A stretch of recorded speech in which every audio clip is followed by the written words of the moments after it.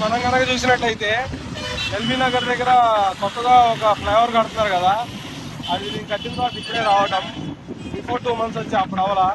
ఇదైతే చూసినట్టయితే ORR exit 3కి వెళ్తుందండి ఈ ఫ్లైఓవర్. చూస్తాం కదా ఫ్రెండ్స్, చాలా పెద్ద ఫ్లైఓవర్. చూస్తాం ఇది ఎంత దూరం వెళ్తుంది అనేది మనం చూద్దాం. ఏమంటావు భాస్కర్? అవునండి. ఆ చుట్టుపక్కల అన్ని చూపినానా? మన పక్క నుంచి వెళ్తుంది. చూసారా, రోడ్లు కూడా కొత్తగా ఉన్నాయి చూడండి. చాలా కొత్తగా ఉన్నాయండి. ఇక్కడ మేళాలు కూడా వినబడుతున్నాయి అన్నమాట ఫ్రెండ్స్.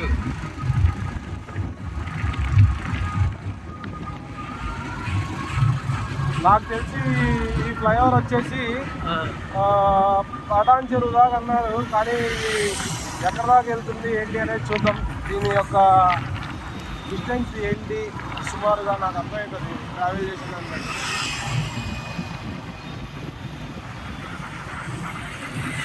మీరు కనుక పెద్ద పెద్ద బిల్డింగ్లు ఉన్నాయన్నమాట ఈ బ్రిడ్జి పక్కన. ఇది ఎల్బీ నగర్ కాదు, దీన్ని ఏమంటారు, లింగంపల్లి చౌరస్తా దగ్గరికి వచ్చాం. అది చూపినా బిహెచ్ఎల్ అక్కడ చూసారు కదా బిహెచ్ఎల్. మనం బిహెచ్ఎల్ ఫ్లైఓవర్ మీద ఇలా వెళ్తున్నాం. ఇంకా చూద్దాం దూరం ఉన్నది ఏంటి ఫ్లైఓవర్ అనేది. ఇది ట్రాఫిక్ జామ్ తగ్గడానికి కట్టారు. నేనైతే ఫుల్ హ్యాపీగా ఉన్నా.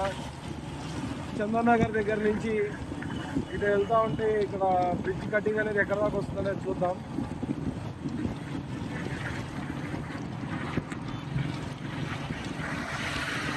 ఓ ఫ్రెండ్స్, ఇది చూసినట్టయితే జస్ట్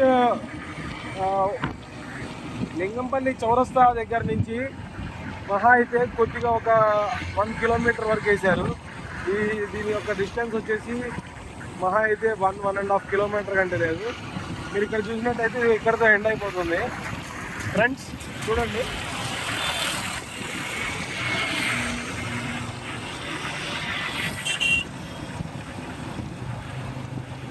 చూసా భాస్కర్, ఇక్కడతో ఎండ్ అయిపోతుంది. మనం కిందకు వచ్చేస్తున్నాం. ఇటు పక్కన చూసినట్టే బిల్లు కోట్ ఉన్నాయి, చర్చ్ ఉంది, అది చర్చ్ ఉంది, పక్కన మసీద్ ఉంది, ఇలా అన్ని రకాల ఉన్నాయండి. చూసినట్టయితే కింద వాళ్ళు మనతో కలుస్తారు ఇక్కడ. ఇలా ఎప్పటికప్పుడు హైదరాబాద్ క్లీనింగ్ చేస్తూ ఉంటారు. చూడండి, ఇక్కడతో ఫ్లైఓవర్ అయిపోయింది. రీసెంట్గా అయింది ఇనాగరేషన్. చూడు బాబు, అయిపోయింది. And thank you friends watching for my video.